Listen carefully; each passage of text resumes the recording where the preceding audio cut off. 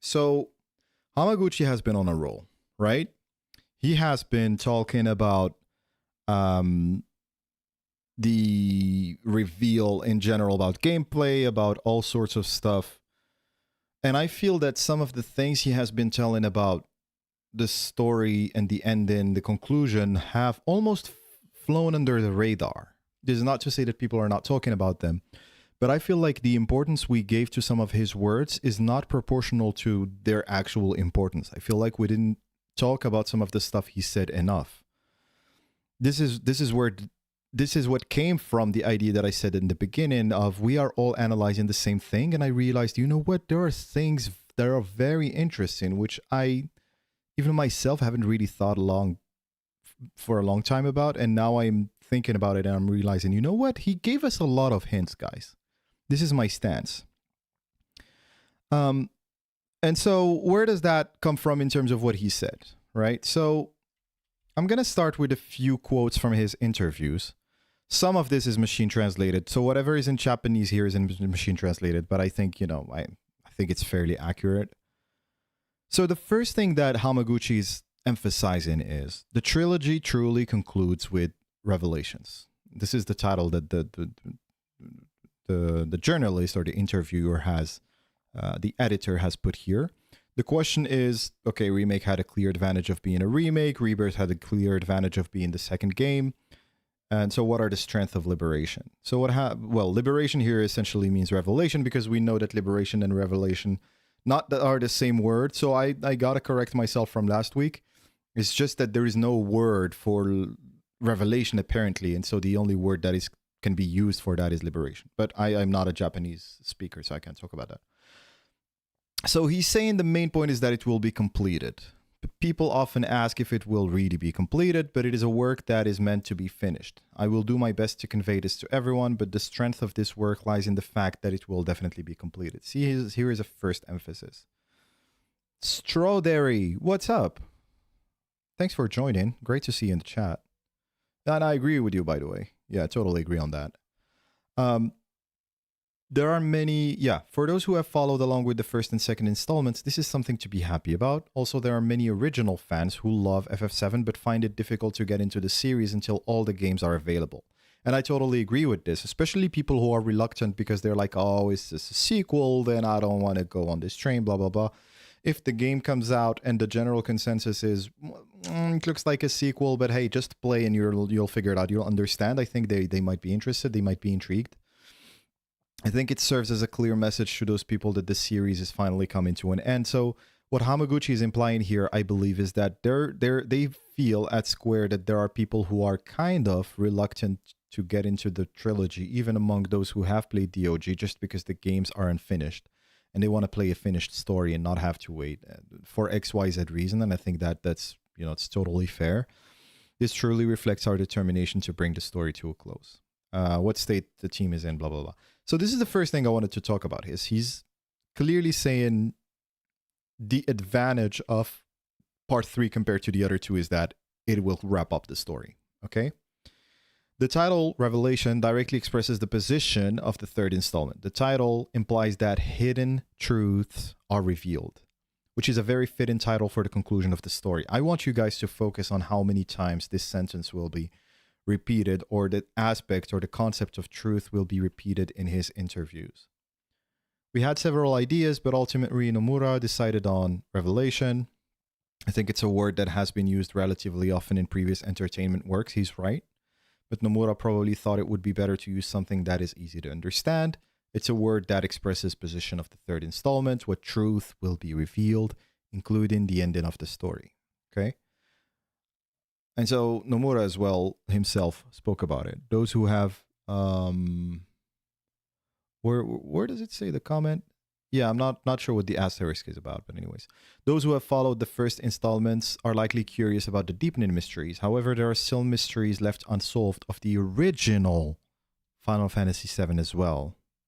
I want you guys to focus on there are mysteries left unsolved in the original Final Fantasy VII. I haven't seen anyone talk about this sentence. Like, I feel like this is extremely important. like this is no, assuming this is Nomura, right? Yeah, is that, hey, even the story you think you know by heart, it might not be the case. Okay, and we'll get back to this. All of these represent the unveiling the truth objective of the series. So after remake and reverse or rebirth, was it already decided that you would add Ray, blah, blah, blah? Yes, it was already decided, so clearly they had to go with something that starts with Ari, right? That just makes sense. So this is the second interview. Third interview. As the concluding part of the trilogy, Revelation will reveal what has been hidden. Regarding the official title, Revelation, could you tell us about the meaning behind the name and the process? To put it simply, this is about addressing the expectations of those who have followed us through the second installment, wondering what kind of ending will it be. So the emphasis on ending. This is a trilogy of remakes that was announced to mark 20th anniversary of the original, but before we knew it, we were about to reach 30th anniversary, of course. What do we want to say again by remaking it in this era? These sentences are painting a picture. I don't know if you guys feel what I feel. These sentences, like the fact that he's repeating the same thing from different angles is really making a picture come up. In my opinion, in my mind at least, there is a picture that is being drawn. The answer is, what was hidden will be revealed. That is the meaning of revelation. What was hidden?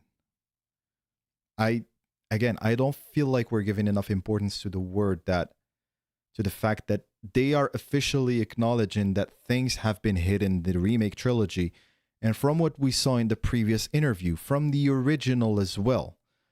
Not that they decided back then to hide stuff, and that's not what I'm saying. It's just that they realized that there are things they could lean into from what is unresolved from the OG. Victor, yo, Steed, it's probably a parallel story. It could be the true result of the story, and the OG could be the illusion that the humans prefer to believe. You know what? I'm getting to your point. I don't think that is it, but I'm getting to the point. I'm getting to that point. It seems he talks more about the OG mysteries than just mysteries of the remake. Exactly. He's like, it's almost them saying, you don't even know the OG. Like you think, so imagine this is Hamaguchi and Nomura and Nojima sitting down and saying, someone asks them, will the remake series go against what we, like, will it essentially be FF7, the same story, which is essentially the OG? What their answer is, FF7 is not just the OG you remember to begin with. They are telling us the OG itself has things you don't know, or things you have misremembered, or whatever, XYZ. So what we are giving you now is the quote-unquote FF7. So again, I haven't landed the point yet because there is still a lot of stuff that we need to go through, but just remember this, guys. Liberation is the Japanese translation. Not necessarily. It's just that the only word they have for revelation sounds or is the same as liberation. This is how I understood it. If there is a Japanese speaker among us, please correct me if I'm wrong. It'll be the same story, but more fleshed out and explained better. I totally agree, Kobe. That's where I'm heading, by the way. Genova Sephiroth Dominion. A true bad ending? If you want a true bad ending, that's what it's going to be. In this remake series, Nomura has always made the final decision. This time, too, we left it up to him, and he agonized over the decision from about 3 options until the very end.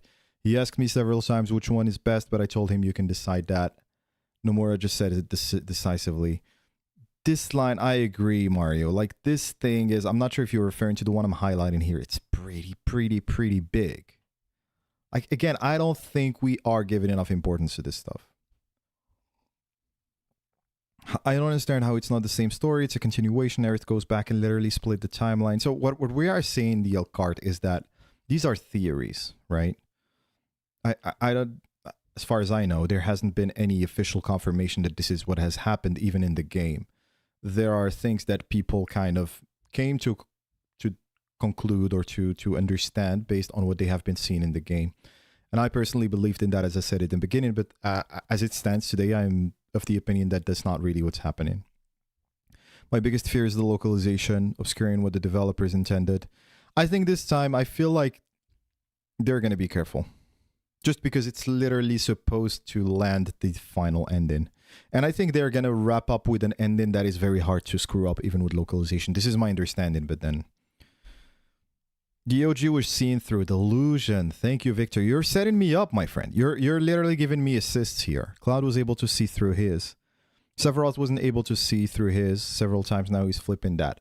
I will beg to differ in this specific aspect, but we'll get to it. So you gave me a great kind of point to set up for the first one, but with the second one I kind of disagree that it's about Sephiroth, but we'll get to that. Did a great job expanding the gi. Yeah, totally. Don't worry. We'll get the real Japanese translations one way or another. Okay. So, guys, listen to this once again. It's not just about Cloud and someone else. So he's talking about the choices, right?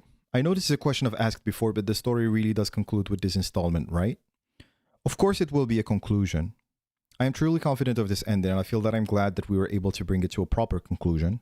I think everyone is very interested in whether it will follow the original story or if something will change. Like, he's specifically bringing that point up himself, right? But as the conclusion of a series that has taken more than 10 years to complete, I believe that I can provide everyone with an ending that I, as the director, can be satisfied with. I hope you will play it and experience for yourselves what kind of ending it is. Look at how assertive this line is. Do you guys see the theme being painted here? Do you guys already get a picture, an idea of the picture I'm trying to paint here based on their, on the latest interviews? He's saying, you are wondering if it's going to change. You are wondering if it's not going to change, blah, blah, blah. We want to tell the story we want to tell. And my job is to make sure that I'm delivering for you an ending that I am, as the director, satisfied with. Okay. I'll go back to the chat, guys, but just because I'm trying to really build towards my point. Perhaps that's because I've been so focused. This is another quote. On this project, now that the end is finally in sight, I have mixed feelings. However, rather than thinking about expanding this IP from here, my strongest feeling right now is that we, as developers, want to properly complete and finish the remake series. We want to deliver our answer to the players. Do you see the emphasis being put on? We want to answer your questions. The reason I am bringing this up, it might seem obvious, guys, right? But this is officially them this is, I feel like this is really the first time since maybe the remake Ultimania where they've come out and said, yes, the mysteries are pretty big and it seems kind of different, and is it a sequel or not, and is it going to change or not? But we will answer that in a very direct manner. Like, he's being pretty direct without giving the actual answer, of course. I understand some fans will feel sad about the series coming to an end, but way of showing sincerity, blah, blah, blah, blah, blah, blah.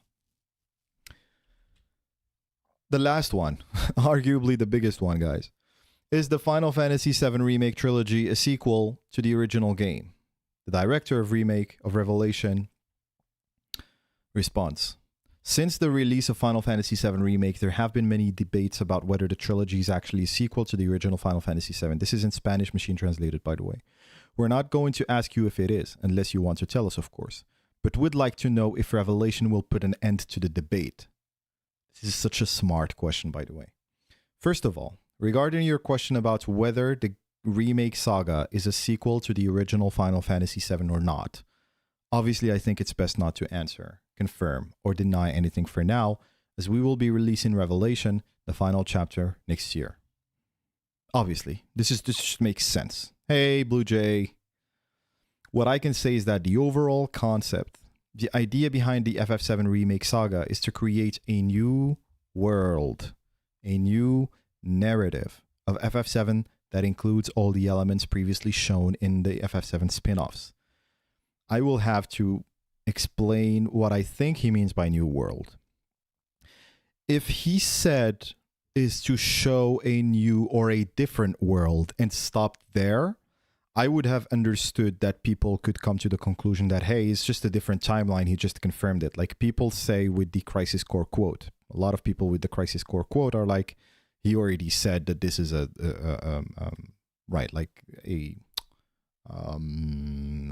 new world or a different world. So it must be a different timeline. But he doesn't stop there. The first thing is that he says it's a new world, a new narrative. And then he talks about the spin-offs. So I want you to look at the context of the whole answer. He's bringing in spin-offs. He's bringing in narrative, which is essentially just the way of telling the story, I believe. I'm not sure if that's the right definition. And he's putting that next to new world. So world in this case is not something that is in universe. Him using world here means that we take it from outside the timeline meaning, and it becomes something much bigger. It is almost telling us that OG and remake don't even exist within the same universe, or don't even exist. There is nothing that connects them. I believe, this is what I understand from what he's saying, almost as if he's saying this is a new setting. This is a new OG FF7. Almost as if he's saying, don't think about them as being connected. Which is what brings us to the question of, does remake actually acknowledge the existence of OG in its past timeline? I think the answer to what he's saying here is that it does not, because it's a new world altogether. When we say world, think about it as a fictional world, a new fiction, a new narrative.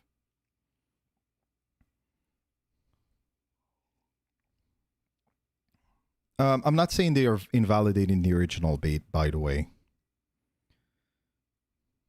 I'm not saying the Alcard that they invalidated the original. My point here is not about them invalidating the original. My point is about understanding what he means by new world. By new world here, clearly for me, he means a new setting, a new work of fiction, rather than a new world inside FF7 OG. So essentially, it's a new world, not a timeline. He didn't use the word timeline here, okay? In that sense, whether the FF7 remake saga has any connections or links to the original story is a difficult question, because the answer is both yes or no. Do you see it here? Both answers are possible. So my opinion is that OG and remake are not connected, in the sense that the memories we saw in the Harbinger fight or whatever are not necessarily memories of the OG and it happened in the past and we need to change it.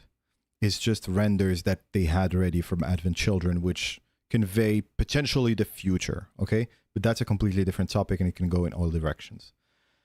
My point is that you could almost take the remake and replace OG with it and it would still be FF7 just told differently. Do you see what I mean? If it's still FF7 just told differently, my personal honest understanding is that the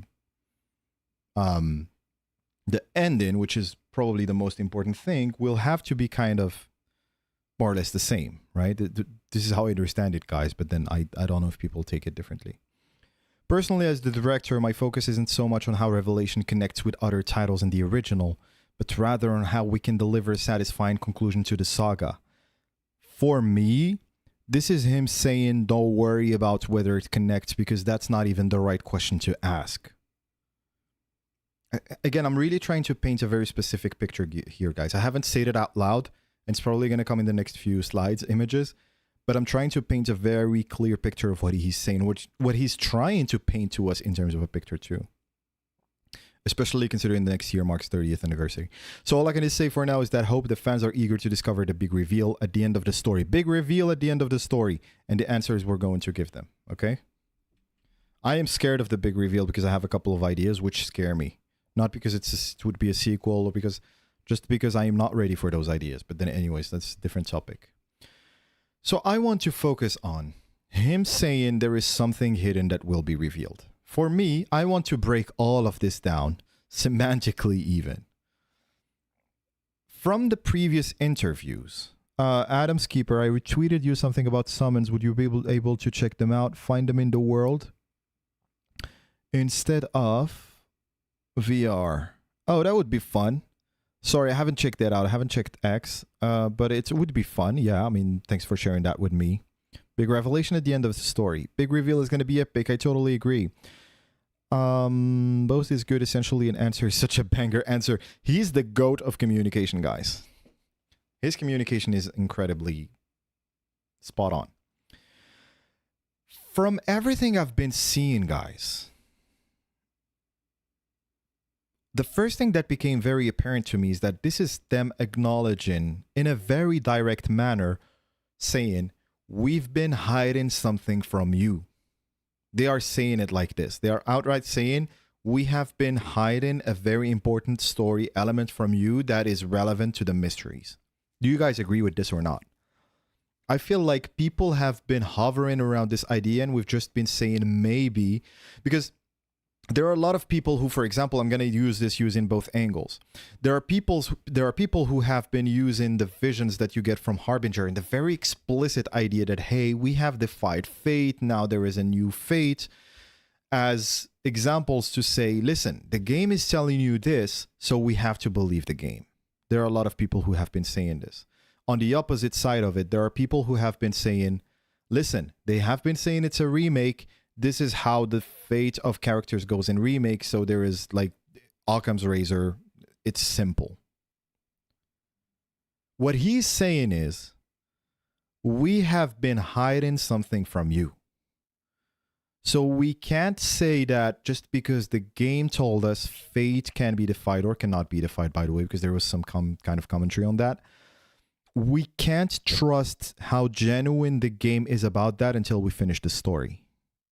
Again, this is something that we had as intuition. I am not saying I figured something new in the story. Absolutely not.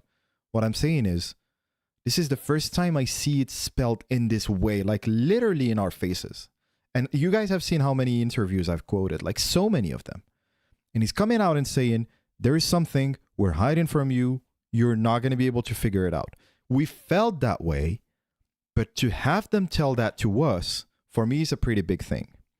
And for them to name the game Revelation really leans into that. It makes total sense that they call it outright revelation when that is the case. Now, I have my personal opinion on what that revelation could be, on what they've been hiding, but I don't want to go into this for now.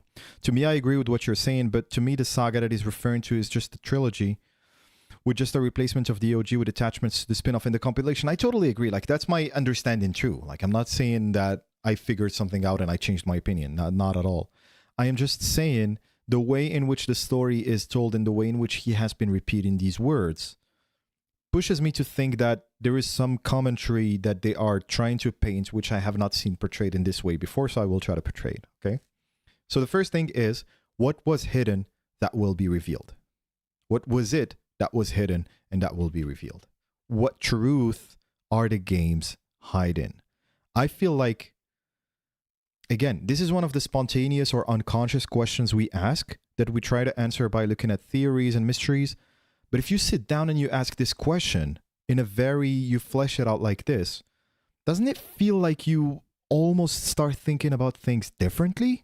Doesn't it feel like there is an element of questioning what you've been seeing and of questioning the lie by omission, which is clearly what is happening here that we have been exposed to, right? I have theories, but I fully agree there is so much we don't know. I think, there's nothing new in there. It's just them acknowledging it is, for me, a clue on what it is. Them saying we have been hiding something from you, for me, almost spoils possibly what they could be hiding. That's my opinion. Let's see. So, I want us to sit down and break down what they have shown. So he's telling us there is something we did not show. Okay, so what did you show? Right? Is essentially just the reverse of that. Let's look at what they showed us currently, and let's think about what they could have been hiding inside of that. Do you guys see what I mean? Because my point here is, fate can be defied, maybe not. This can't be what they're hiding. Do you see what I mean? I'm struggling to phrase it the right way. But given that they made very clear emphasis on we can defy fate in the first game, then that can't be the truth they're hiding. Because they've come out and said it literally in the first game in a very in-our-face manner. If the comment is fate cannot be changed at all, that might not be it either, because they've almost come out and said it in the second game through what happened with Aerith, although they left it a bit more open than in the first game. If the truth is that there are multiple worlds, That can't be the truth because they have been talking about it over and over and over again. That can't be the hidden truth that they are talking about. Do you guys see what I'm going with this? The future isn't set in stone, which is something that Aerith keeps repeating more times than I can remember, is probably not what the truth that is hidden is. And it's clearly not the fact that Sephiroth and Aerith want to defy destiny. This is just the meta stuff that they wanted us to focus on. What Hamaguchi is telling us is that none of this, probably, is the truth that we're hiding. Okay? Biggest thing we don't know at all is why and how Sephiroth know the future. Oh my god, it's very relevant to this. I think that for Aerith, it's just her role as a Cetra, and I think Sephiroth is because he's in the live stream. That's how I interpret it. I will only believe in sequel theories if Sephiroth acknowledges he used to be much lower polygon count. So, this is the meta stuff. People acknowledge Cherrier and Spid's worlds are fake or dream, but when it comes to Beagle, they believe this is 100% the real world. And I want to talk about that too. Yeah, I agree, Kobe. But maybe not today, but I agree that the reality of Beagle should probably be put into question. To find what is hidden, we have to understand the metaphysics of the world, to understand what the people's priorities and goals are. That's a great way of putting it, Victor. This is not the angle I'm taking to get to the hidden part. But it's a great other angle to approach it from, right? The truth is that it's a love story between Sephiroth and Cloud. I told you guys on X, Hollow might be just a song about Sephiroth and Cloud's feelings for each other. So we are looking for something that is hidden, right? They showed us this literally in our faces. So what is hidden is not really here.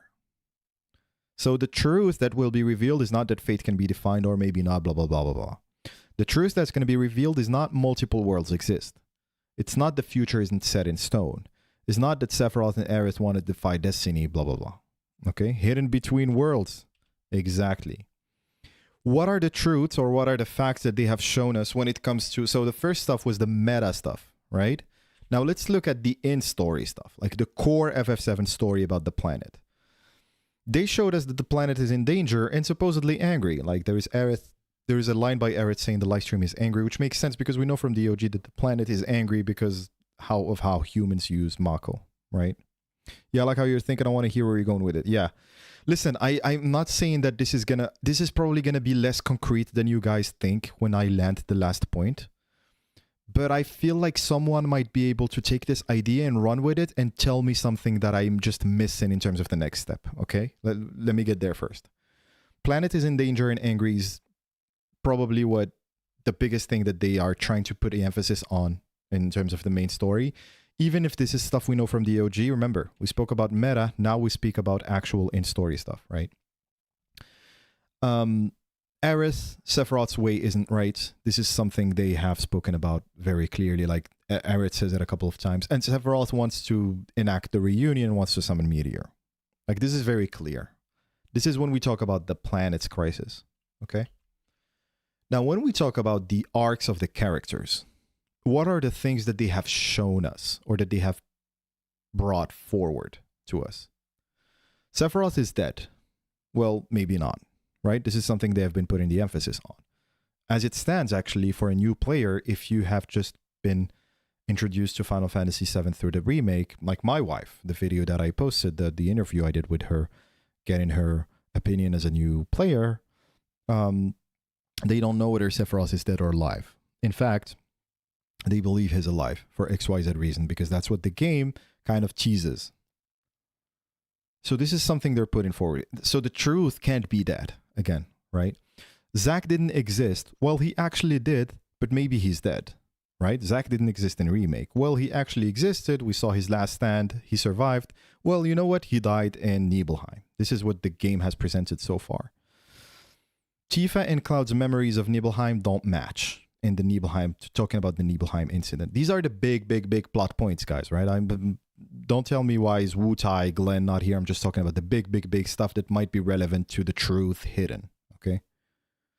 Aerith is alive because Cloud saved her by parrying Sephiroth, but then towards the end, we're left with a feeling of, maybe not. It seems as though she's gone from what we have been seeing, right? Even if you haven't played the original, I think just the reaction of the party kind of prompts you to think, I don't know if she's alive, right? Especially given how unreliable Cloud has been within the remake trilogy. Speaking of unreliable, Cloud was in Soldier, or was he? So the game starts by asserting that he's an ex-soldier, but then at some point, especially when you get to the Shinra building in Remake, and even with some stuff that you see in Rebirth, there is a question mark around that. So the game puts a question mark. I'm not thinking about questions that I have, because we know the answers to this. I'm thinking about how the game presents its mysteries. Cloud was in Soldier, but at the end, it rounds it up with a question mark of, was he really, right? In fact, the evidence points to the fact that he was not. Again, going back to the interview with my wife, she feels that he was not in Nibelheim because it's just too obvious. And why would they even ask the question if he was in Nibelheim or he was a soldier, sorry, right? We all know the answer to that. Let's keep it spoiler free as much as possible.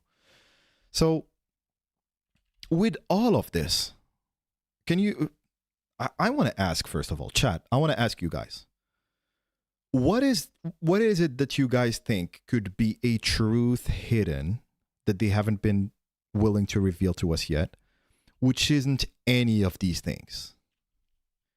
Like, it's not that there are multiple worlds. It's not that fate can be defied. It's not that fate actually cannot be defied. I'm just speculating this is how they presented it. It's not that the future isn't set in stone. It's not that Sephiroth and Aerith have a link with destiny and want to defy it. It's not that the planet is in danger. It's not that Aerith doesn't agree with Sephiroth's way of solving the crisis of the planet. It's not that Sephiroth wants to do the reunion meteor. It's not that Sephiroth is dead, maybe not. It's not that Cloud was in Soldier, maybe not. It's none of this stuff. What do you guys think could be the truth that they are hiding from? The truth. Like, they're telling us everything is false. One version of events, one thing we can give you is the truth. Not a solution or a resolution, or they are being definitive about it, saying this is the truth of what is really happening. So just from what we've seen, guys, what do you guys think? I personally have ideas, but I don't want to start biasing people with that.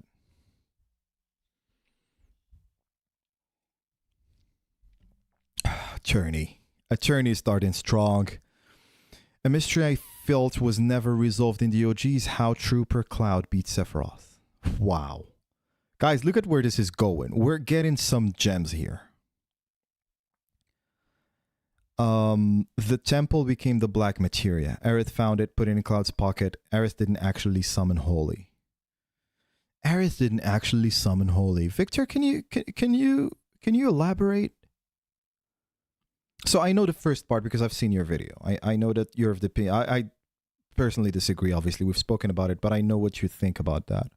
But can you let me know what you mean by the second one? Like, not obviously she didn't summon Holy for I know that you're talking about saving the planet. Just like how do you imagine that goes? See what I mean? What actually happened when Holy livestream stopped Meteor? This could be like, if you imagine this is what the truth is, yes. It's a possibility. One of my theories that is rarely spoken on is that the Cetra are the bad guys and Jenova is benign harmless. Truly cares about Sephiroth. So I agree on the fact that the Cetra are more gray than we think. I don't think the Cetra are black or white. Where I disagree is on Jenova being harmless, because I feel that Jenova, we've seen enough to understand the impact it has. I don't think it actually cares about Sephiroth that much to begin with. I think Jenova is just cares about Sephiroth because he's the one who has the strongest emotions and attachment towards Jenova. Because Jenova is not a person, remember, it's an alien. Or basically, how did it do it? Yeah. How the planet Holy livestream stopped Meteor is what you mean, Attorney, I believe. Sephiroth's real plan. So, Sage, I believe. Your point would be consistent with what Hamaguchi said recently. He said Sephiroth's plan being revealed might be the reason behind us naming the game Revelation. Oops. So I agree on that. And you know what? My wife has also been asking me, among these mysteries, she's also been asking what Sephiroth's plan is. That being said, the only thing is, don't we know that Sephiroth just wants to summon Meteor? Unless you mean what is his plan outside of Meteor and this kind of stuff. What is his plan in the Edge of Creation? Also, it was never clear where Cloud and Sephiroth were at the very end of the OG. Absolutely, Kobe. Absolutely. Again, we interpret it as the spiritual realm, as inside Cloud's head. And I think the Ultimania, so it's kind of a strong source that says it. But it is still just interpreted and not necessarily spelled for us in the game. Omni Aerith, my theory that the White Whispers are whispers and she began to control the new destiny, which technically repeats the old destiny, her saving Tifa and Gongaga, for example. So do you mean that Aerith, when she dies, she just goes back in time and actually ends up doing the actions which lead to what the OG is? Because that's also my understanding of Omni Aerith, if there is anything such as Omni Aerith. And I would give you the best example for that, in my opinion, is what she does with Cloud. So I believe that the Aerith who appears to Cloud in the dream date, the dream world, is Aerith from when she's dead, because Aerith with a functioning white materia, in my opinion, would only be able to do that if she's dead. Do you see what I mean? Because she would have the white materia with her and whatnot. White materia didn't turn green. You saw the OG scene with Bugenhagen looking at the screen, but you missed the part where the white materia glows green when Holy is summoned. Didn't in Rebirth. But we haven't seen everything either. But that is a good point, Vic. So she didn't pray. She didn't have enough time to pray this time around, is what you see? Which is what you're saying? I think that would be a technicality that it eventually grows into something really big.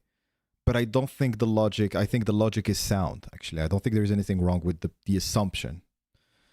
I'm not saying that as a fact or a strong theory. Yeah, it's just a possibility that I'm willing to consider until we learn the truth. Yeah, I know, Jesse. Listen, everything, guys, just to be clear, obviously, everything we're saying here is just theory crafting, right? So none of this probably is true, but I'm just trying to understand the logic behind what they're doing. The exact nature of Cloud and Sephiroth's relation in Remake. Why is Cloud so important to him compared to OG? Well, Stern, or Kuro Stern, listen, yes. So that is, if we were only talking about Remake, that is true. But remember, Nomura, I believe in the previous interview, said, even in the OG, there are mysteries that are unresolved. That is such a big line, guys. That is such a big line. So it can't be this, because obviously this assumes that it's just a different relation in Remake. See what I mean? She intentionally didn't summon Holy because she's planning to use the black materia. I don't know if I would go with that, but like, why do you think she would want to use the black materia? Because she realized that using the black materia is a better scenario than what happened in the OG, for example. I want to see the Promised Land, Neo Midgar, Ancients. I am totally in. So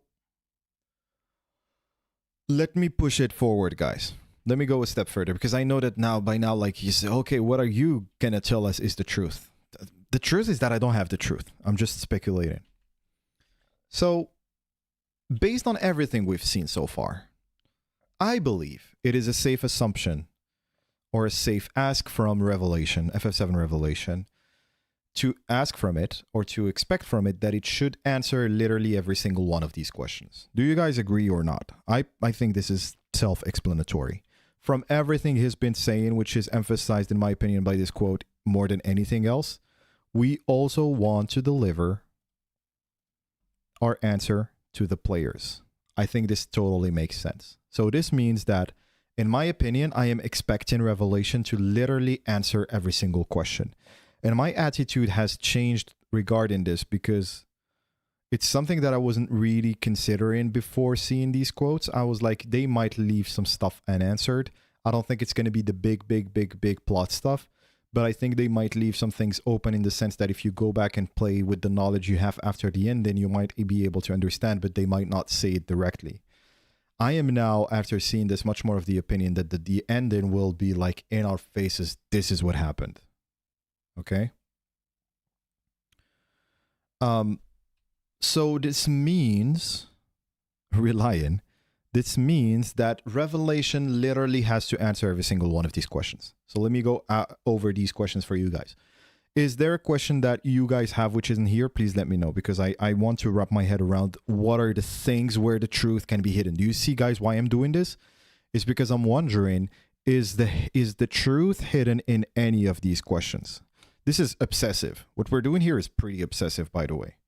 but is the truth hidden in any? I have my personal favorite, and I'm going to tell you what that favorite is, but is the truth hidden in any of these? So the first one is, who was controlling the whispers in Remake, actually?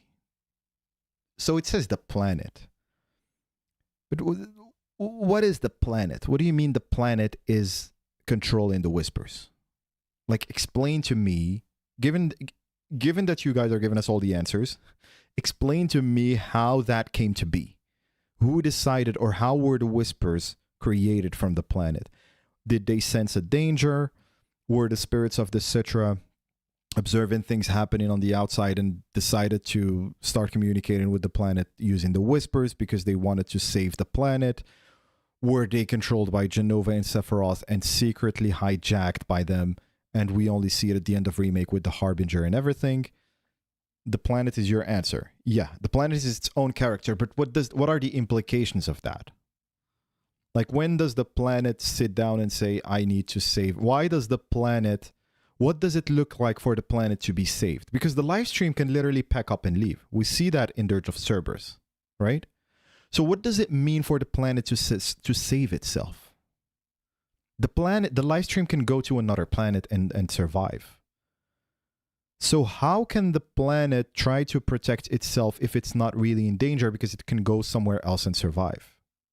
This is stuff that they showed us in Dirge of Cerberus. Omega, that's the whole reason Omega gets summoned. If that is the case, what was the threat to the planet to begin with? Whispers are weapons of the planet. I agree, Roland. But like, we understand how the weapon... So let's apply the parallel. The weapons that we see in OG and now in Revelation, we have a very clear indication of how they came to be, right? The black materia is in the hands of Sephiroth. The weapons react. Like, literally just happens right away. Can someone explain to us how the same thing happened for Sephiroth, for the Whispers? We know the planet is in danger from rebirth. Yes, but how? Is it because of Jenova corrupting the live stream? If it is because of Jenova corrupting the live stream, then what guarantees for us that Jenova didn't trigger the planet trying to defend itself to begin with? You see what I mean? Jenova can't corrupt the planet. I know I'm questioning everything, guys, but I'm looking for where the truth is hidden once again. I think the planet wants to keep bad memories out, such as memories of Jenova and Shinra. That is a great answer, by the way. My understanding is Omega was the second last resort. So it's more of a failsafe rather than it's just something we can do, okay? We see Sephiroth turning green live stream into black live stream. Absolutely. So my question, Roland, is when did it start? Did it start? So I'm not saying that the answer doesn't exist. I'm just saying, did it start at the end of the Harbinger fight or did it start before? That's all I'm asking. Sephiroth being in the live stream begins to manipulate it, and then the planet activates its defenses and whispers. Amazing. Strawberry, amazing answer. Why is it that we have a purple whisper? Because Mario is about to say the same thing, I believe. Why is it that we have a purple whisper in Remake before we are anywhere close to the expressway? The threats are humanity pumping the Mako dry. Totally. I agree with that, but like, when and how did it start is what I would... Like, I want mechanics. When were the whispers given birth? Yeah, exactly. Like, when were the whispers created, essentially? Yeah, Jesse, I agree. The planet doesn't see them as the only problem. In fact, I believe the planet sees humans as the reason behind summoning Meteor being summoned by Sephiroth. I don't think they see humans as the reason why Jenova was summoned the first time. Assuming, I don't think Jenova was summoned. I mean, crashed on Gaia the first time. Clearly, I don't think there is any implication that it's the fault of humans, according to the planet. But the planet does probably blame humans for summoning Meteor the second time around, because it's the creation of Soldier and injecting them with Jenova cells which allowed that to happen, right? Because Jenova used the planet to create the Purple Harbinger. Exactly. So then what are the things we can trust about the whispers then? If Jenova used the planet to create a purple whisper, okay? Something is up with the remake intro and yeah, I agree with that. I agree with that. Yeah. I think that it's just really. Also, we need to be careful about just them referencing something thematically or literally changing something that is concrete and will actually change the story, okay? I think the whispers are just kind of like the weapons, a failsafe the planet has in place. Yeah, like Jesse once again, but there was an event that happened which triggered the weapons. And we know why the weapons attack humans. It's because they see humans as a threat. They just want to destroy everything almost, right?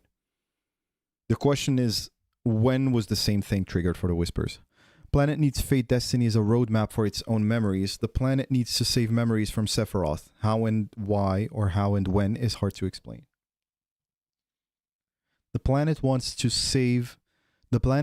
fate destiny as a roadmap for its own memories.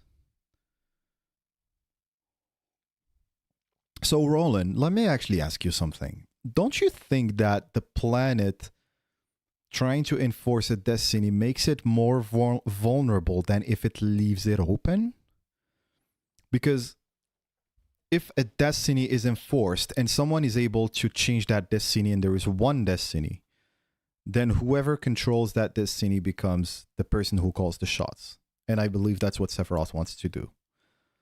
Wouldn't it be wiser for the planet to actually reject the idea of destiny to make sure there is no single version of events where things, where essentially it's destroyed? You see what I mean? We're digging deep, attorney, all of us. I don't even know if it's the right questions to ask. I'm just zooming in, guys. You guys let me know when we are just doing nonsense questions, by the way.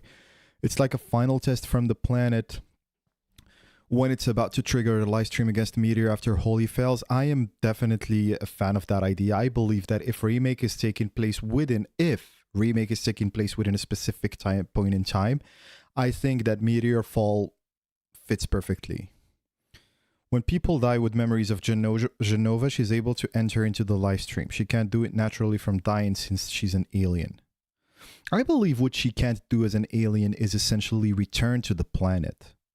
Not necessarily be in the live stream. I think Genova can be in the live stream because otherwise, how did it corrupt the Cetra the first time around? Because remember, it was appearing as their dead loved ones, and so it needed to have some access to the live stream, to people's memories, to be able to do that. And so I think that Genova is not able to dissolve into the planet for good, but it's able to enter the live stream. The whispers are there, but I think they're only triggered when fate is breached. So Jesse, are you suggesting that the fate was breached before remake? Or when there are attempts to breach fate, is what you mean? The whispers are the Gi. I think the whispers are more the Cetra, but then it depends on whether you think the Cetra and the Gi have the same source, right? The event that triggered the whispers is Sephiroth changing things. Here's the thing. Sephiroth knows that he needs Cloud conscious, not unconscious, so that Tifa can't rescue him in the live stream. That is a great point, but we'll get to Cloud in a minute. When Sephiroth went back and started doing stuff, cut and bear it down. Yeah. Planet is scared of destiny being changed because it's Sephiroth's goal plan. Well, the thing is, Roland, once again, doesn't Sephiroth side with the planet in terms of being angry at humans? So isn't it safe to assume to a certain extent that the planet is fooled by Sephiroth to a certain extent? So was the planet angry at humans before Sephiroth joined the fight, or was it angry at humans because Sephiroth joined the fight and convinced it that it needs to be angry at humans? Genova is repeating the Gi's fate on Gaia. That is the destiny. So that would mean that Genova enforces the destiny, right? Anyways, fate might have been breached before at some point. We don't know. Yeah, I agree. So anyways, it's just to let you guys know what I'm expecting in terms of answers. Like, the truth might be here, right? The hidden truth might be this. Roland, when we enter... So what changed fate in the world we enter in remake then? And we'll get back to it in a minute, okay? My second question, guys, is, did everyone experience the singularity like Cloud? I will tell you why I have this question. It's very mechanical. The party that is with Cloud goes unconscious into Terrier. Shinra finds them after the tornadoes hit the edge of Midgar, and they are recovered as survivors in the Terrier world. Those are clearly the same party that were with Cloud in the Beagle world and went into tornadoes and the Singularity and whatever. The reason I'm questioning whether Cloud went through the same thing with them is because he didn't emerge with them. Maybe they went into the same thing and they emerged, but he went somewhere else. Because the Cloud we see in Terrier didn't experience a single thing with the party. He doesn't even know who the party is. Okay? That's why I'm asking this question. So if I'm seeing this, I have reason to question whether Cloud went into the Singularity the same way as the party to begin with. Whether they even went with him, or whether the party we saw going in with him are replicas. Sephiroth is monitoring Cloud more so that he stays his puppet. I think that holds, totally. But we're getting to it. What people call fate is just the planet's will. And by the way, guys, Bugenhagen keeps telling Cloud, I think a couple of times he says to Cloud and Nanaki, fate is just something we use as an excuse when we fail. Almost, in a way. Okay, so we spoke about this. So the third big question where I think that the answer could be hidden, but I think it's unlikely. Is it possible to defy destiny? Or is it just a red herring? This is a big question I have. Did we even defy destiny? Okay? If so, which destiny did we defy? So the question, I guess, is kind of composed. Is there one destiny? Is the first question. The second question is, can that destiny, whether it's singular or multiple, can it be defeated? And three, if both 1 and 2 are possible, which specific destiny did we defy? Okay? Because the implications of this is just to show where the gap could be where they insert the hidden truth. Because we could accept that, for example, we could accept that, yes, you can defy destiny. Okay? And we can accept that we did defy destiny. But the hidden truth could be, you actually didn't defy the destiny you were thinking you were defying, you defied another destiny. Or the truth could be, you can defy destiny, but you guys didn't because XYZ. Or the answer could be, you can't defy destiny. Do you see what I mean? The truth, the hidden truth could be in any of these layers. My answer about defying destiny is yes, it's possible. In a sense, revelation by itself is defying destiny. Each of us will have a different experience. That is a very good point. Now, Roland, does it defy destiny if the ending is singular, just like he said? I feel like a singular ending undermines the idea that you can defy destiny. Given how meta the series is, if you were to end on the note that destiny can be changed and become whatever we want it to be, I think you would end with multiple endings. And I believe this is the appeal of multiple endings. This is why people were fan of multiple endings, because it just makes sense narratively in a world where supposedly fate can be defied. If the ending is singular, either fate can't be defied, or it's not only the only possibility, or you can defy fate, but with a caveat, and the caveat is that you replace one fate with another. Under which circumstances is another question.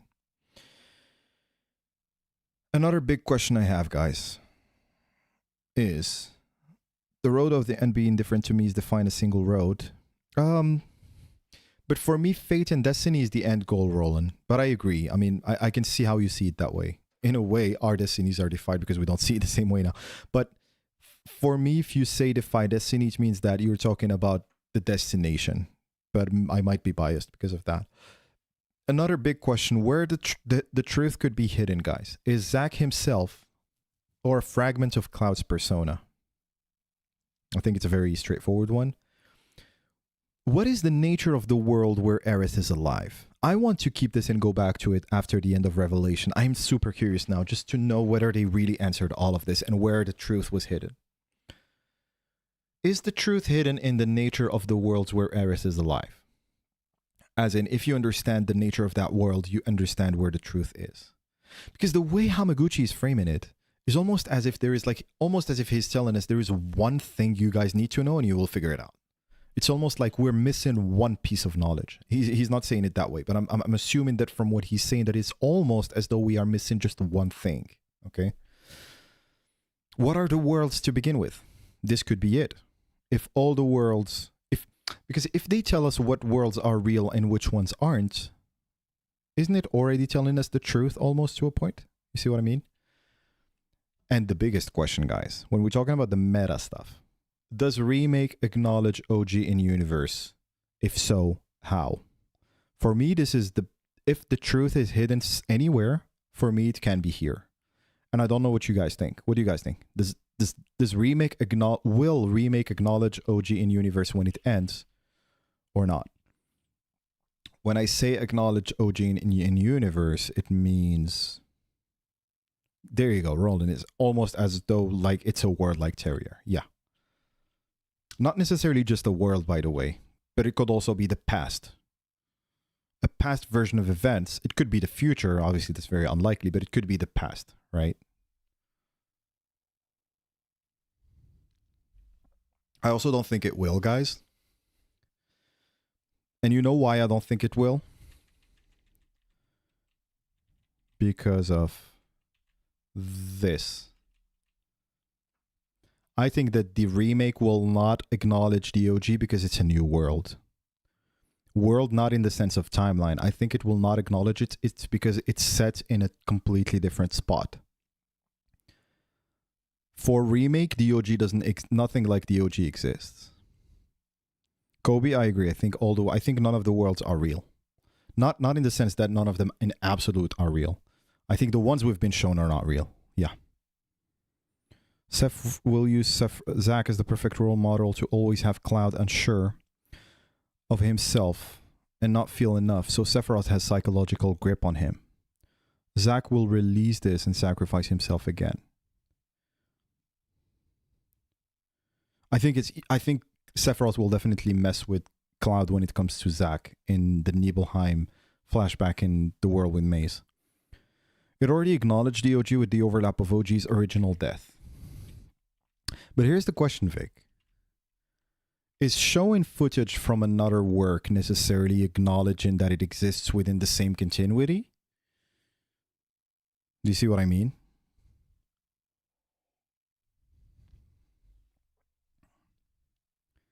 What if I told you we already seen the OG in remake? I'm not talking about the pictures on the bar fridge.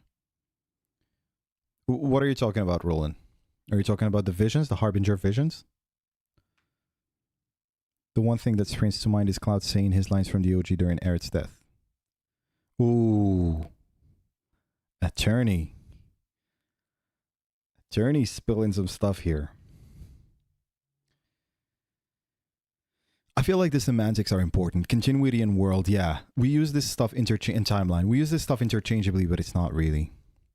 Oh, Roland, the church crosses. I'm aware of that. I think it's too subtle for me to consider that that's definitely a difference. Do you see what I mean? Guys, listen to Attorney at War. I didn't think about this before, but now it's got a point. We see memories. We see two versions of events. Okay, and let me ask you guys a question. If the memories we were seeing through Cloud of his lines when Aerith really died, are supposed to convey the same thing as the OG, is it fair to assume that the reality where the party sees Aerith die is the same thing, and it's also the OG?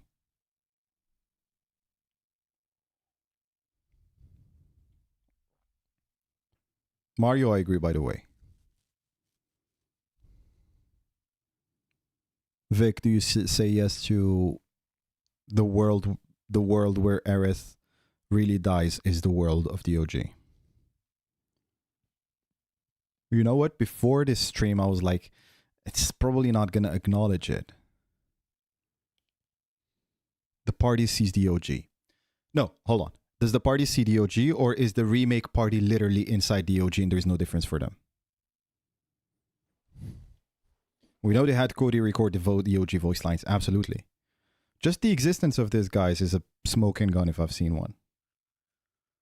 So if we are all in agreement that the party is in what is essentially the OG in modern graphics, if we assume that remake is not just the OG in remake graphics, in modern graphics, right? If we assume that that's the case, is it fair to say that Cloud currently is between the world of the OG and another world?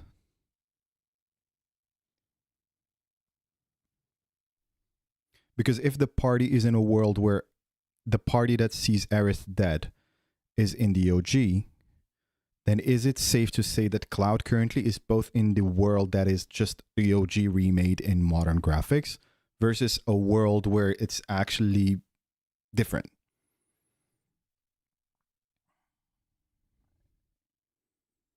Exactly, attorney.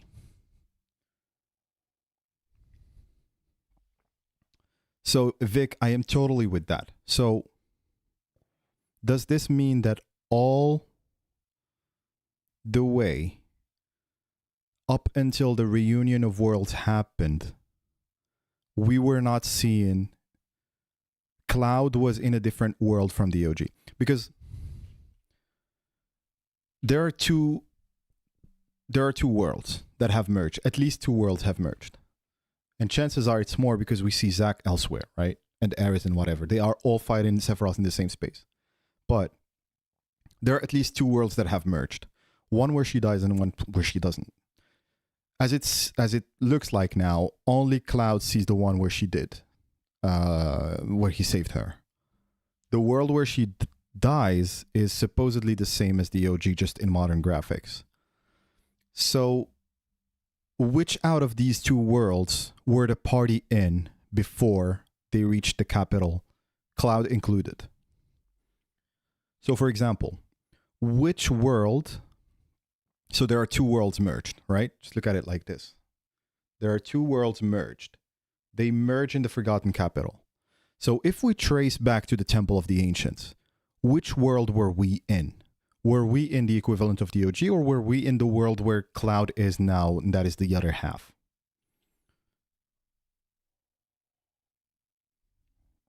Kobe, totally. I think that's when it all started.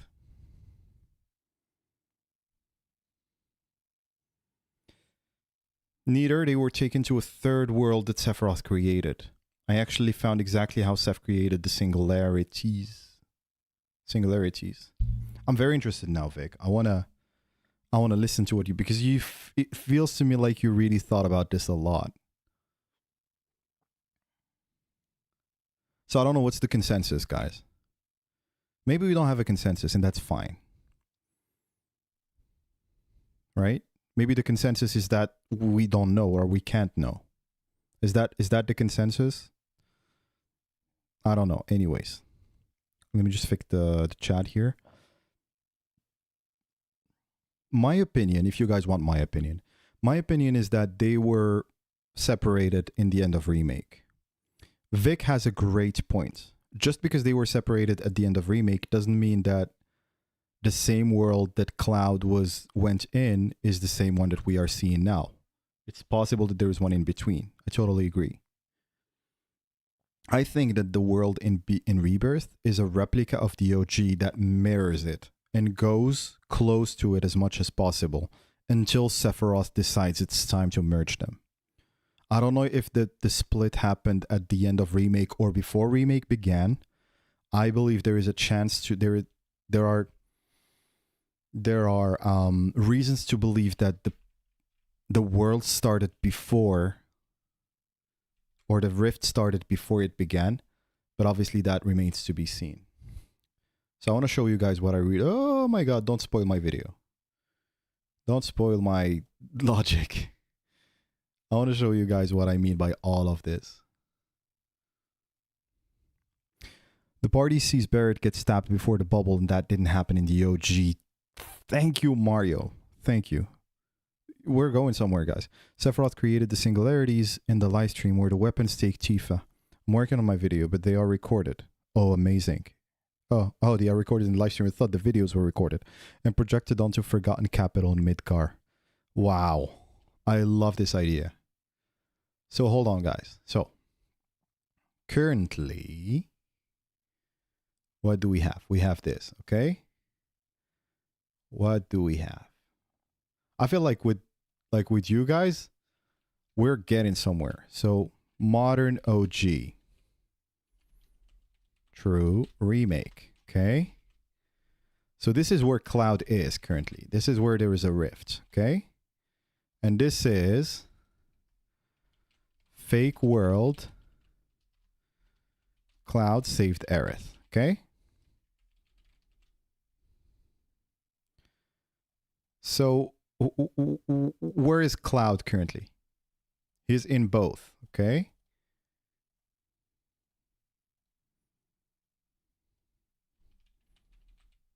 Okay. You guys let me know if this is making sense. So Cloud is in both currently. Okay. So this is at the end of Rebirth.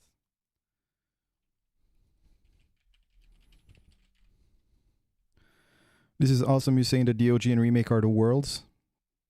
It just blew my mind. It's so simple, but it solves so much. I agree, but it was your idea. You started it, Attorney at War. Like, you gave me the words to phrase it because I never found this way of phrasing it. Guys, do we agree on this? I just want to make sure we agree on this. If you see something that doesn't make sense, stop me. So they are here, okay? Now the party is only here. Right? And alive Aerith is only here. Okay? Zach is somewhere we don't know. Okay? Amazing stuff. Now, Cloud went into the dream stuff.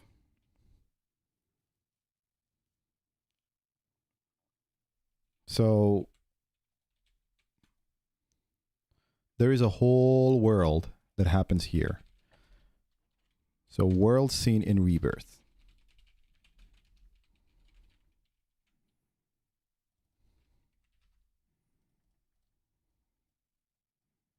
Okay. Dude, differences are happening from the moment the game starts. The bomb explosion at the reactor was done by Shinra Frame Avalanche. Yeah, but listen, there are differences that are there to embellish the story and differences that are meta, and we're trying to kind of differentiate between both. Yeah. But I like, again, I understand why it might seem that way. Now, hold on, guys. Weird dream sequence. So, guys, my question is, okay, there's a weird dream sequence here. My question is, where does the world scene in Rebirth fit? Because it can only be either this or this. Don't make me have a vote. Which one of these is correct? The world scene in Rebirth, is it like, is it the modern OGs, that what we see, or is it the fake world where he saves her? I have my personal pick. Yeah, some of these differences are more just detail. I agree. Just to embellish the story and tell it differently again. Let's leave the weird dream sequence out, by the way.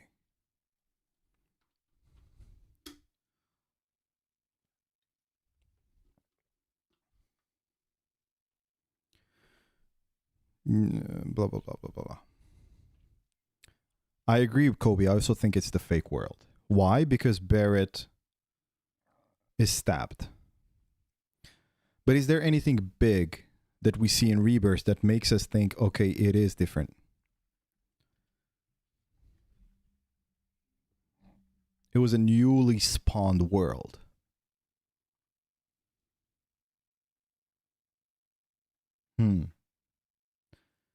That is if you use the same logic as what happened with Zack. Gongaga. I think, guys, we're getting back to what Vic is saying. I feel like... So I'm going to do something and you guys let me know if it makes sense.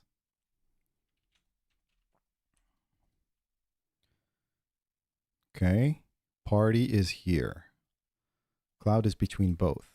But there is also another world that we saw in Rebirth where both Cloud and the party were. Okay. Let me just remove this for now. Okay. So we actually have 3 worlds. So, but where is the party, guys? In Rebirth, where is the party? Is the party here or here? Let's focus on the party. We are saying that the party is here, right? We're saying the party is here. And we're saying Cloud is between both. So, do we have a party 1 here and a party 2 here? Or is this just this, or is this just this?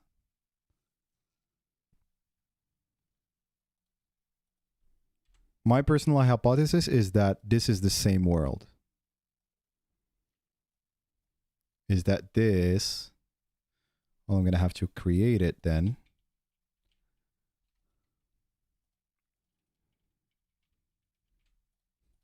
The one where Aerith is dead. There you go, right?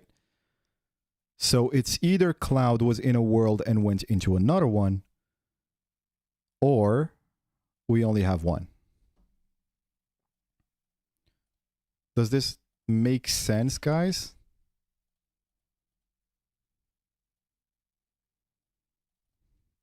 Am I getting my point across finally? Because technically we don't see a party that is in the world where Aerith is alive, right? Okay, amazing. So if we can all agree on this, right? Where did it all start? Because you have the remake world as well. So let's look into the remake world. And we have Destiny's Crossroads too, right? God, this is not what I intended to do before the stream, but look at us. Destiny's Crossroads, okay?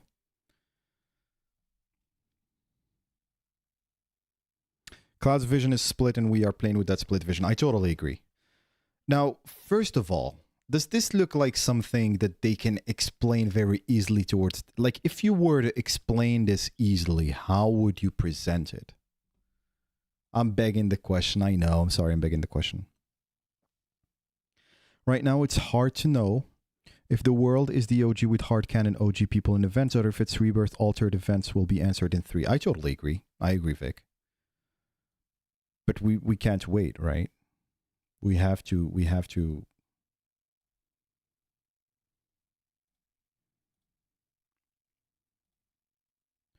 So, I don't know. What do you guys think?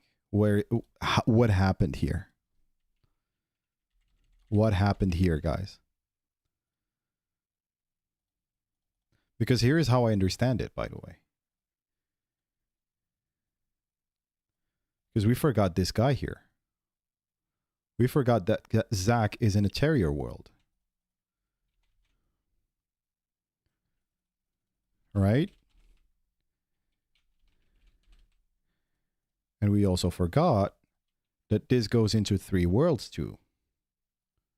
Right?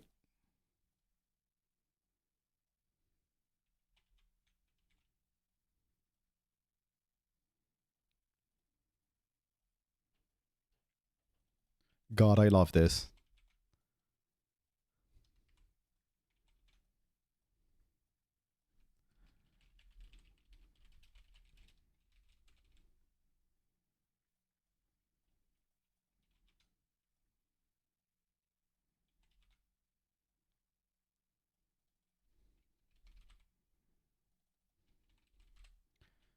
So, oh, Corgio.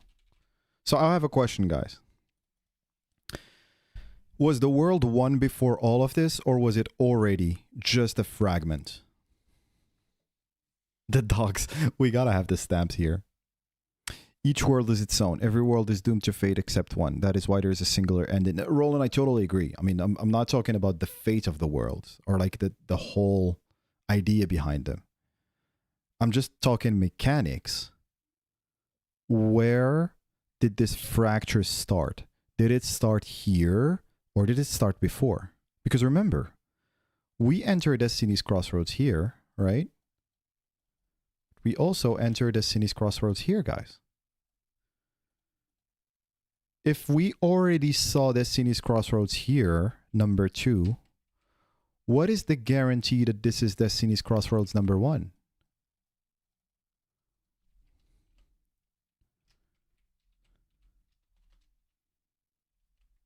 Does anyone have any satisfactory answer for this?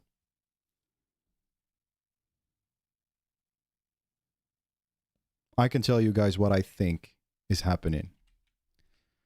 My understanding is that actually, yes, it did not start here. So we're going to call it Beagle. Thing is that, listen, we don't know what the stamp here is, by the way. And we don't even know if this also has a stamp. Okay? Like supposedly, this should be Beagle. Right? If you're asking about the point of divergence, it was Aerith at the beginning of Remake when Omni entered her in-game self.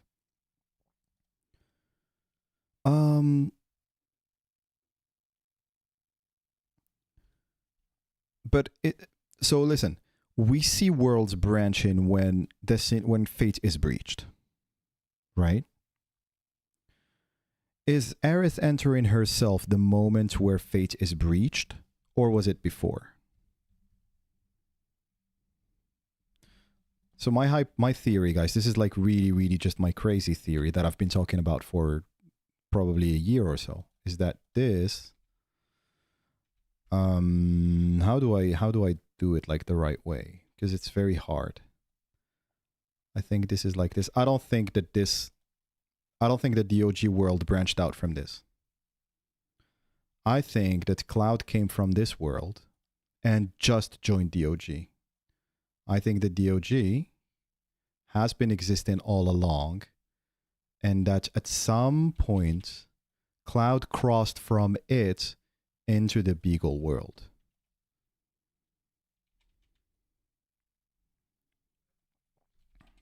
Do you guys know what this moment could be? It's when his new persona is created. Do you guys finally see the theory? Because I've never been able to conceptualize it like this. It's like literally, the OG world is its own thing. Okay? I think that Cloud was here. Cross dresses. I think that the world of the OG is where we have seen the genuine version of the party without any issues. I think that Cloud has been trapped in this world all along. And that the party he sees with him are just not avatars of themselves, but that his perception is kind of not reliable.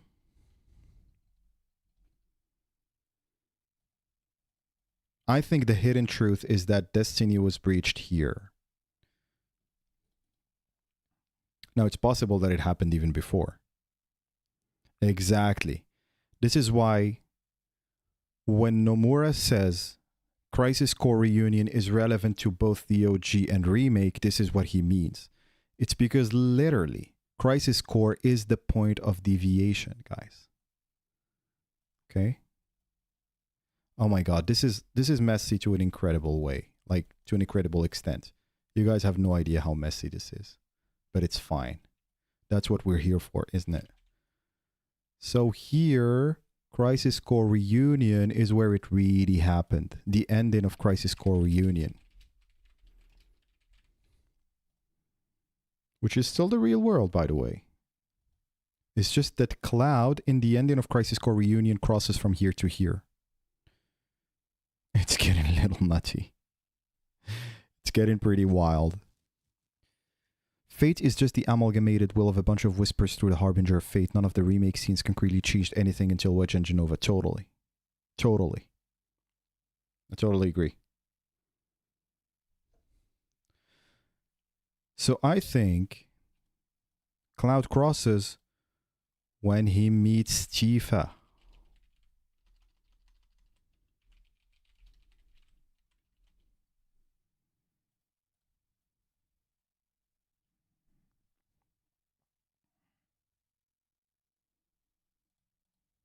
So what happens though? I think that he was in this fake world, and that the only time where he really went back into the fake world. So here's the thing. Cloud hasn't been in the fake world and the OG or like the faithful world all the time. You see what I mean? So this world started, let's say it started here, right? But Cloud was actually, for the most part, he was just here. Okay? Something is going to happen that is going to make him cross worlds. Do you guys know what that is? Oops. You guys know what that is. It's Chapter 4 Dream Sequence. Chapter 14 Dream Sequence. Exactly. No, not the Northern Crater. Sorry, I meant the other one.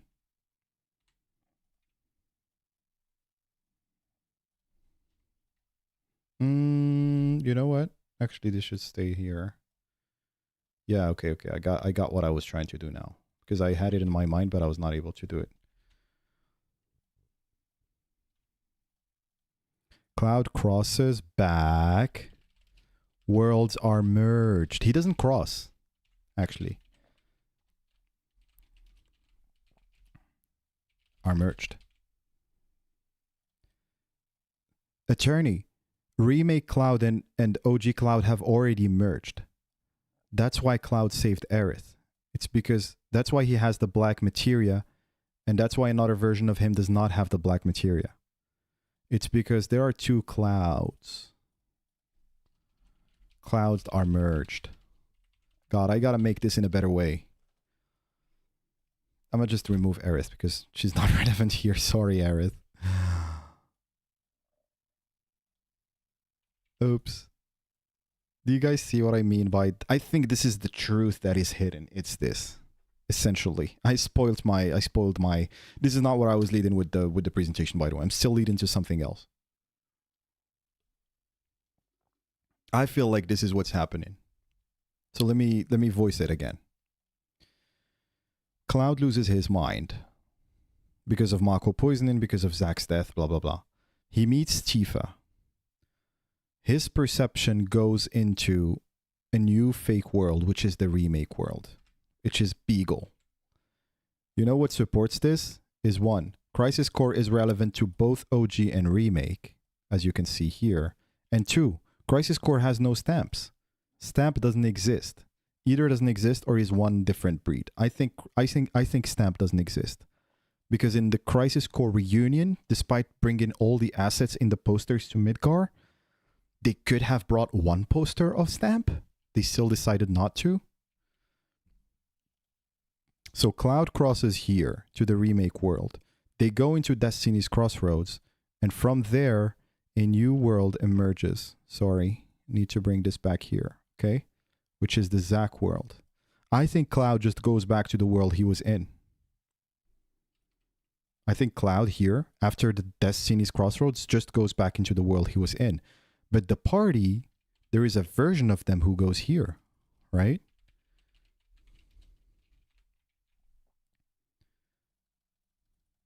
Not Cloud crosses. Oh my God, guys, listen to this.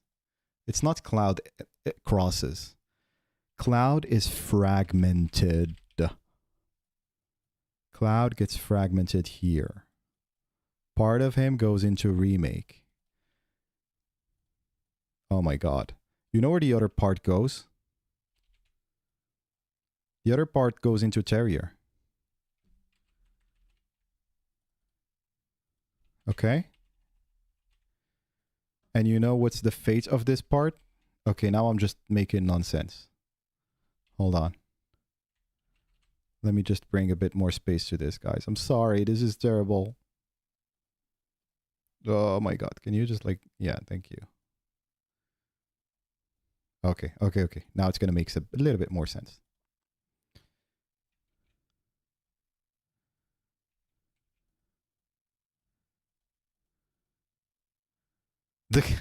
The cloud, true cloud is interior, not necessarily just true cloud. He just gets fragmented. Why would this not work? Okay.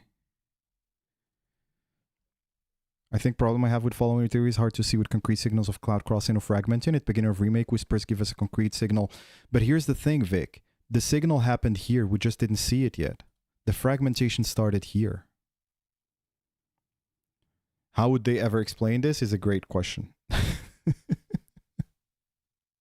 Feel the pain of making graphs like this only to do huge changes. I agree. Yeah, I know. I'm suffering here. I think that this is the real cloud. Unconscious. Okay? I don't know if it's the real cloud. Cloud with memories. With real memories. Right? Now, guys, listen to what happens here. This is where the magic happens. This is where the magic happens. Real cloud merges with fake cloud. That's why we have merged cloud. Has black materia and shouldn't have it.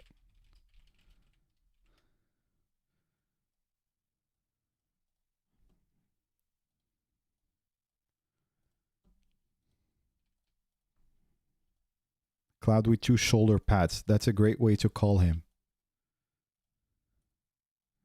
Okay? But real cloud doesn't just like move like just like that. Like there is a reason, there is a trigger to it, and that's the Chihuahua world. The fragment of cloud's mind happened in the OG2. Yeah, even when we didn't have world divergence or fragmentation, real cloud shouldn't have black materia at that point either. Neither should. But the real... Oh, great point, Vic. Great point. So cloud shouldn't have the black materia in either of the two. Are we aligned on this?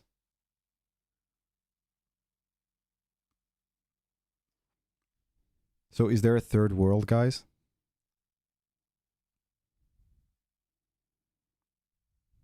Is there a third world?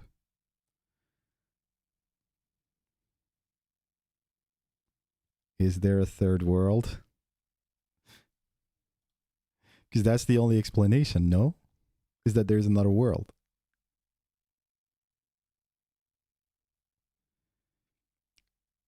Let's zoom in on Cloud has the black materia. Why the hell would Cloud have the black materia?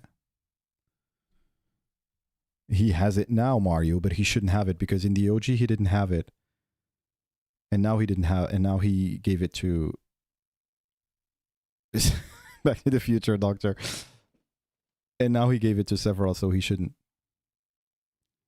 So why does Cloud have the black materia here? I think, Vic, you have a good solution to that, is that you say that Aerith slipped it back in.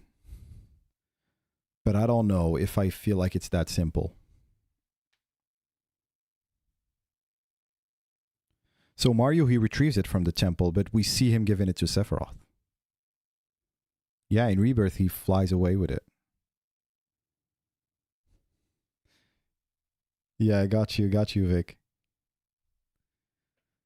Is this why you thought about this initially? Is just to kind of reconcile this contradiction? God, look at this terrible drawing.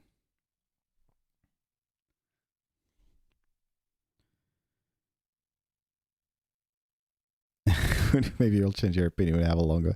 I'm always open to change, and you never know. Ooh, Sephiroth gives it back to him during the last fight or after. Do you guys know what I think?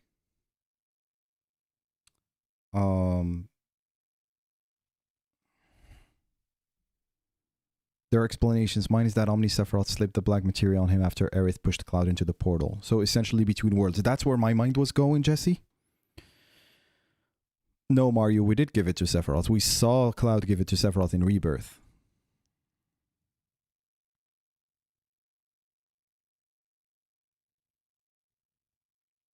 So my hypothesis, guys, is that it never happened. Cloud never gave the black materia to Sephiroth in the OG, nor in Beagle, nor in any of the worlds. It has always been in his head. No, he doesn't give it back. He took it. He flew away with it. You can check out the vid. Exactly, that's why he's surprised. Yeah. But Mario, okay, I think I just didn't explain myself well. So he does have it at the end. He attaches it to the Buster Sword. But he shouldn't, because before Cloud moves worlds, we see him give it to Sephiroth. So how does he still have it if he already gave it to Sephiroth in the temple?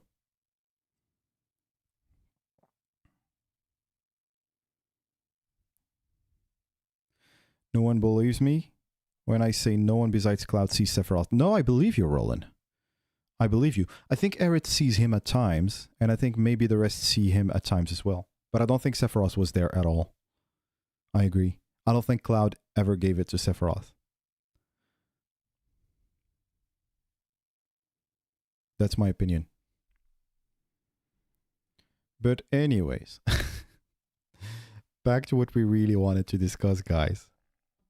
I really need answers to that, okay? Does remake acknowledge OG in universe or not? Oh my god, what a question, by the way. Like, not what a question, but like what a conversation. Just look at this question and what it did. So do you guys agree that the truth is hidden somewhere here? I think it's plausible.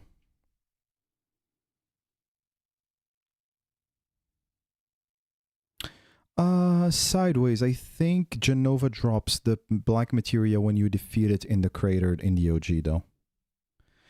Which brings us to the question as to how they're going to do it now in Rebirth. In Revelation. Yes, Roland. Aerith says whispers and Cloud sees Sephiroth. So, like, they see different things.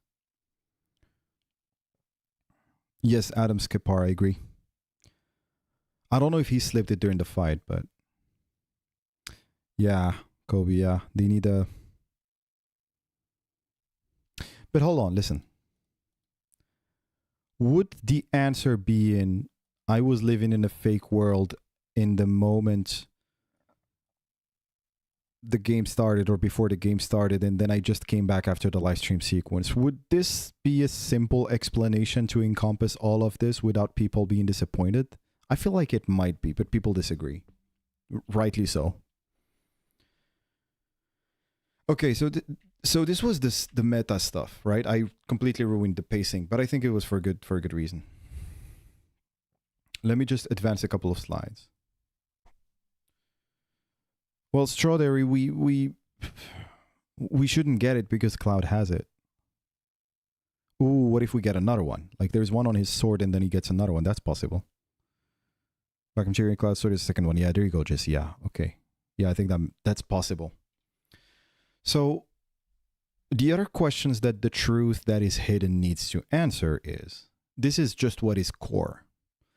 Do we think, because my question here is, they speak about there is a truth that is hidden, right?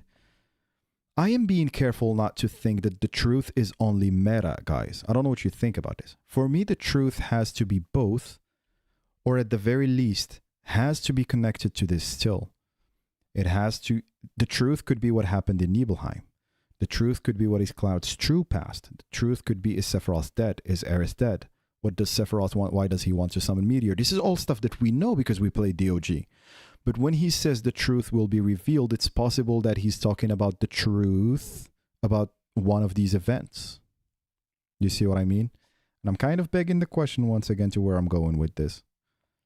But for me, the truth has to work on two levels. The truth has to explain this and explain this. We gotta skip this. We gotta skip this. If there are really different worlds, I wonder if there's one where Cloud was a real soldier.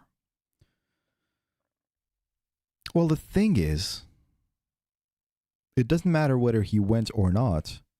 He acts like a soldier regardless of what. So the worlds are about his personality, because there are two worlds where he thinks he was a soldier and he wasn't, and one where he doesn't think he was a soldier. The only difference is him thinking so. I'm trying to, hold on, let me rephrase. So two worlds have the exact same event. So in the OG, he does not make it into soldier. And in his delusionary world, he does not make it into soldier. Okay? The only difference between these two worlds is whether he thinks or whether he doesn't think so. That's all. So the difference is about his state of mind, not the actual event. You see what I mean? I think they're using Zack to fool us with the idea that it could be with version of events. This is why they're using Zack, and then they're going to go back and retcon it in a way of like, we got you. So is the truth hidden about Zack, guys? Is the truth that is hidden about Zack that explains everything? I don't think so. I think it's linked to Cloud. Zack's truth is linked to Cloud. Okay. So we need to answer all of these. What happened to Zack? Like, new players need to have answers to this, right? So now I'm asking you guys. If we were to go back to OG FF7, what is the biggest truth in OG FF7? Oh, a world where he really did make it into soldier and Cloud jumped worlds. Yes, but it would be more symbolic. Like, you're talking about the mechanics. Like, we see that he actually, in his mind, he did join it.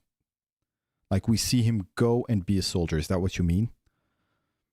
But it's more symbolic as to, like, that world was actually felt real almost. So I want to focus on this question, by the way. What is the biggest truth in OG FF7? I'm curious to know, guys. I have my answer, by the way. Of course I have my answer. I'm leading somewhere. Blade Jacks. Starting off strong.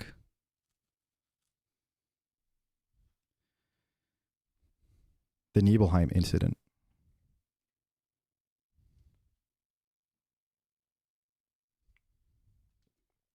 I think everyone is going to agree on this, guys.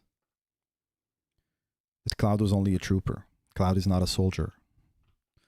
The biggest piece of truth is Cloud's past.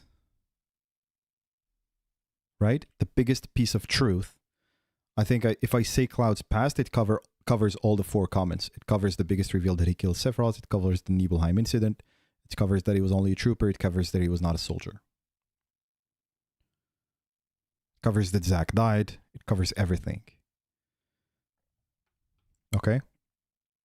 So if that is the biggest truth in the OG, how do you make a bigger truth in Remake? In fact, maybe how is not the right question because we're assuming they will.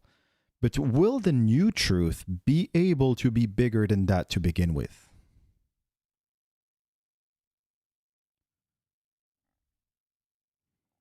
So my personal view is that you can't make a bigger truth than that. This is my opinion. I think it's very hard to make a bigger truth than the one in the OG about Cloud. I'm not saying it's hard to make it feel like that. It's impossible to make it feel like the first time you reveal it. I'm talking about in story. I think it's impossible for Remake to bring a mystery and a truth that is bigger than Cloud's past. And if we look at the biggest mystery currently, it is partially Cloud's past. But Remake is not really selling it as though it's Cloud's past. Doesn't it seem as though Remake and Rebirth have set up the biggest mystery to not necessarily be just Cloud's past? For me, that's a smoking gun. Also, Sephiroth Genova were not actually Citra. Yeah. That is a pretty big reveal too. Or Sephiroth was dead. No, Sephiroth was dead is, not really. Actually, yeah, you could argue Sephiroth was dead because when you reach him and you see him dead, and you see his body in the northern crater, well, dead, quote unquote. That is a big reveal, isn't it? I think that this is why I was thinking maybe the bigger truth is he really was a soldier and he somehow came to a different world where he isn't. The bigger truth, you mean even the OG was wrong in that?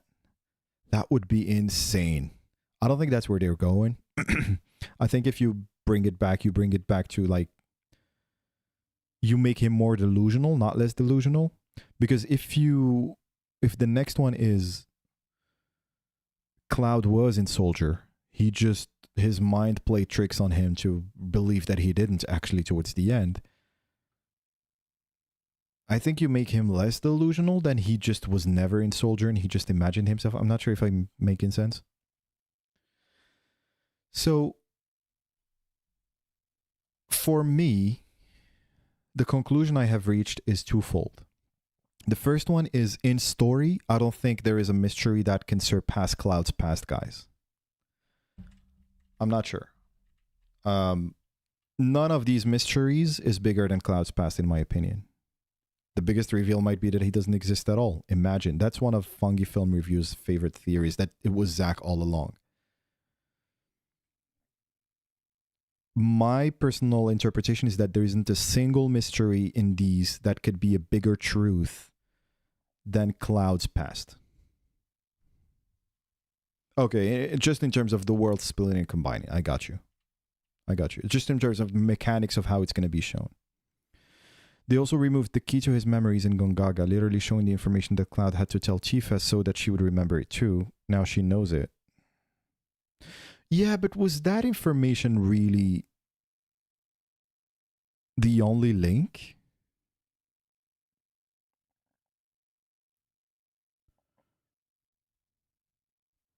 I feel like the moment it hits is when he realizes that he was just, like when his shadow self appears and he realizes that he was kind of marginalizing himself because he was just too afraid of rejection and he thought he was uncool. And because of the rejection that happened after, people started saying that he got Tifa to the mountain and that's how they fell and this kind of stuff. I don't know if it's the fact that he was there for her specifically. I think it's the promise. Like at the end of the day, it's the promise. And he already remembers the promise, but he also already remembers it in the OG, right? So I don't know what to make of that. I think you're onto something. Like I understand your logic.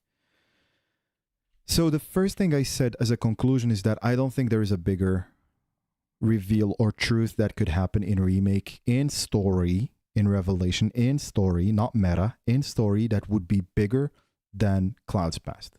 Okay, let's just get that out of the way. I think they could hit a bigger emotional payoff with a meta truth. But it would still need to make sense in story. Right? And so that's how I that's how I landed on this. And funny enough that's what he mentioned about DOG might have had mysteries. I think that the new payoff is literally just explaining something from the OG that was not explained. I'm not talking about the ending. I'm not talking about big stuff like that is very obvious. I'm talking about some key mysteries that will make things more emotionally bigger, in the sense that in story, it's explained when it needs to be explained, but outside of the story, we only experience it for the first time now. We didn't know that that was a thing, although it was in the OG, and that's how they intended it. I think what they're asking us is, was FF7 really as we remember it, and did we lie to ourselves? If we put ourselves in the shoes of Cloud, so if Cloud's past can only be is the only thing that can be the biggest reveal or truth, it means that the big reveal could be meta, right? Once again. So it would be about us, not about Cloud. So the only way I believe you make a bigger truth is if the truth is about ourselves and not about Cloud, I believe. Now, it's possible that people think differently.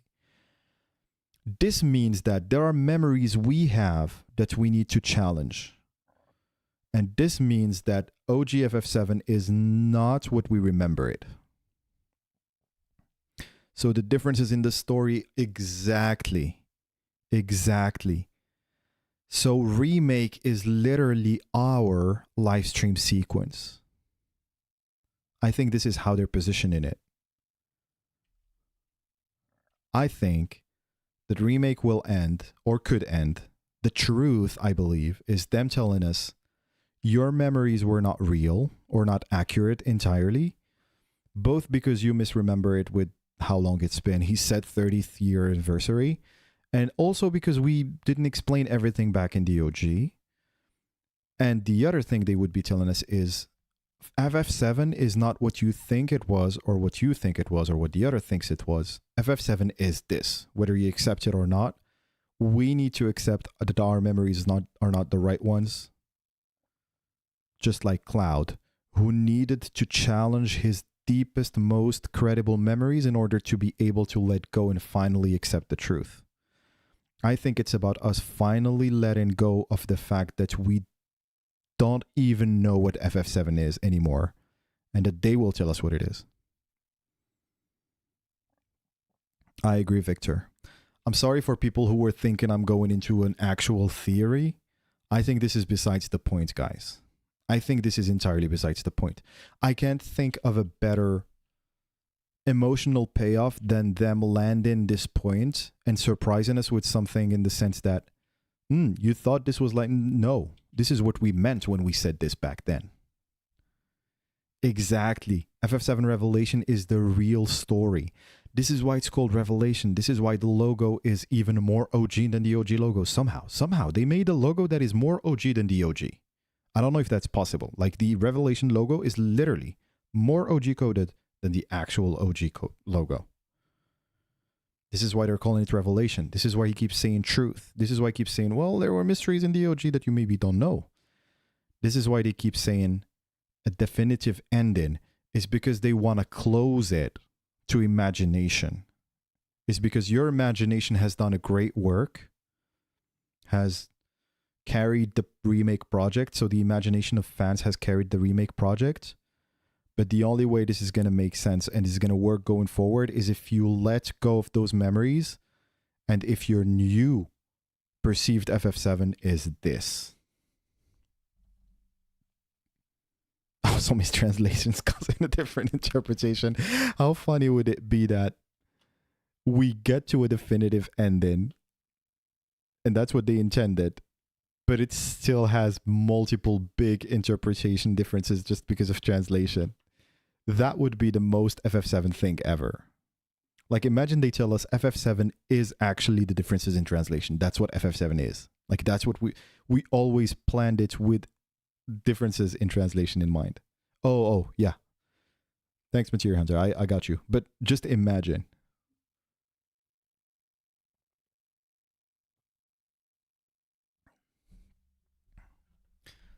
So this is what I wanted to say, guys. For me, the moment I really realized this, the story, I'm not going to say changed, but I'm a bit more at peace with whatever the story is, because I realized what he's been trying to say. I finally saw it with my own eyes. I finally saw him. I finally understood what he means by what was hidden. I think what is hidden is just FF7. Not the one you think FF7 is, just what FF7 truly is. Even if there are things in the OG that it doesn't, that it like shows differently. Of course, Mario, the pleasure is mine. I hope this wasn't like too abstract, because I feel like it was too abstract at times because I had to make it so.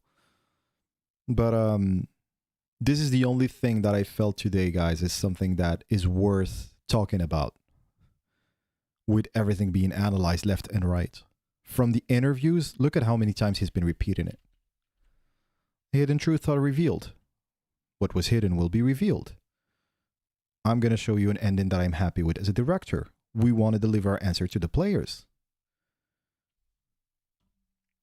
Because the answer is both yes and no, blah, blah, blah. Play for yourself and you'll know. Like, there is a big, big, big emphasis on this. Okay, so now time for the fun part. What do you think? What do you guys think the truth is for real? Like, not this good, not this meta, dilly dally, shilly shally, dilly dally, whatever, right? How is the new affinity system gonna work? The new affinity system, from what I understood, Luis Carlos, okay, this is just my perception. You will not get to change who Cloud goes on a date with. I don't think that's what they're getting at. The new affinity system, from what I understood, is that you will get probably to pick certain characters or certain segments during your playthrough, and depending on what you picked, the resolve scene you see before the characters go into the final battle is relevant to the characters that you picked in the previous parts of your playthrough. Could be they always wanted these different worlds in the OG. They did put them in FFX, which is a spiritual successor of FF7, and they did put time travel in FF8. So it's like, it's not entirely like stuff that has never existed. It's just that it's been done in different ways, and I think FF7 has a different way of doing this stuff. Not to sound too abstract once again. I really hope Square doesn't let translation get in the way of how we perceive the ending or any other revelations. So I have some hope in the sense that I believe Nomura reviews stuff in English a lot from what I perceived based on what they've been saying. I just hope that that's going to be the case. But the problem is that there are so many things they can't control when it comes to that, because, well, actually, let me scratch that. Because why is the French, once again, I always keep missing it and I remember that doesn't make sense. Why is the French localization correct? Accurate? Why is the German localization accurate? I don't think we skip Under the High Wind, Luis Carlos, altogether. I think that Cloud's stuff and maybe... Yeah, I think at the very least Cloud's... So I think you see Cloud and another character. So you see Cloud's resolve, which is probably Cloud and Tifa. Assuming they don't change anything, I don't think they're going to change. I know there's a big debate about that. And I think you see another character's scene. Like, for example, Barrett going to see Marlene, or you see Yuffie going back to Wutai. Like, you only see one of them. And so that would take you 6, 5, 7 playthroughs to get through all of them. This is, I believe, what he meant when he was saying the resolve scene and different things. Sephiroth's personality pre and post Nibelheim is so different. They should reveal what is really happening there.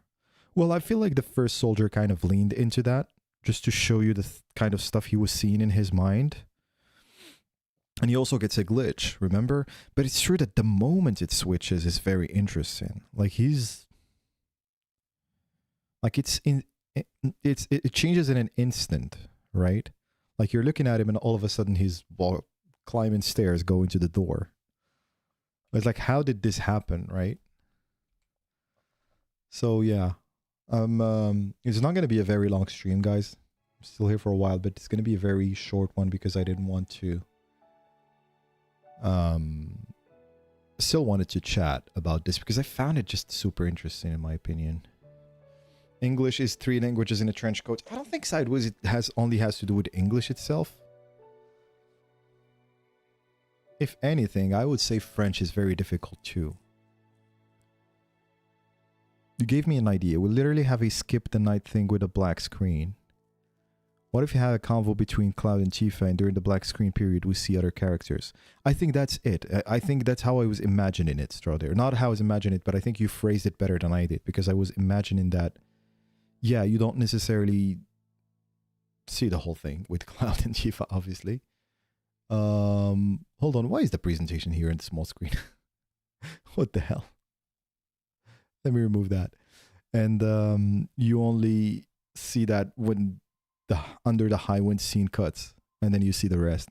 This is how I imagine it. Maybe the characters high affinity will stare at the windows. Tifa's intimate scene. That would be the most, not gonna say evil, that would be the most unhinged way of implementing the gold saucer infinity system. Imagine they do that.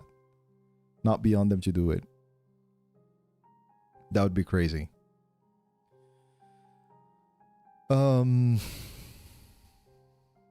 Guys, there's someone who might be joining the stream next week, so I'm going to keep you posted. Someone whose videos you guys have watched. Not... I don't think I've spoken about him today or in the last couple of weeks, but I've spoken about him before in the channel, so I'm going to leave it a surprise.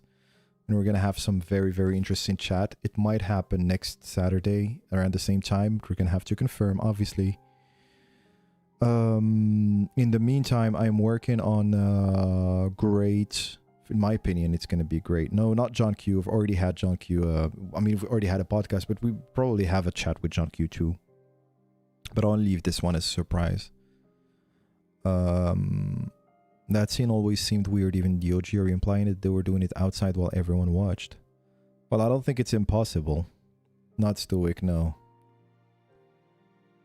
You're gonna keep guessing until you get it. I think it will depend on how much you dive into each character. I don't think it will be a singular resolve. Oh, Cloud's resolve could be him visiting Zack. That's possible, by the way. Like, yeah. They could show you that and that. No, not Blitz. No, not as big as Blitz. But I think they know each other. No, not Scott Prince. Come on. Max. No. It's someone whose videos we reacted to actually previously in the past. No, not Sleep Easy. No, not Subtext. No. I'm gonna leave it a surprise. Because it's not confirmed yet. I don't want to give you guys something that is not confirmed. What else? There's a video I'm working on regarding Carl Jung and the story of FF7, which I have big ambitions for and hope for. So I think maybe a couple of weeks it's going to be out. And yeah. Well, guys, I hope everyone has a great Saturday evening. I want to keep myself easy on you, right? I don't want to keep talking for 4 hours and bore you. I came here, I gave what I wanted to say, Britt Baron. I said what I wanted to say. I got my point across. I want you guys to go and rest and enjoy your evening or your afternoon, wherever in the world you are. My home country is playing the World Cup against Brazil. I don't even know what the score is. I'm going to check it out. And I'm going to talk to you all next week. Right? So you guys take care. Be safe, be well, be happy. Be nice to each other. Why did the music disappear? We gotta bring back the music. Okay, there you go. You guys have a great weekend. Take care. Love you all. Bye.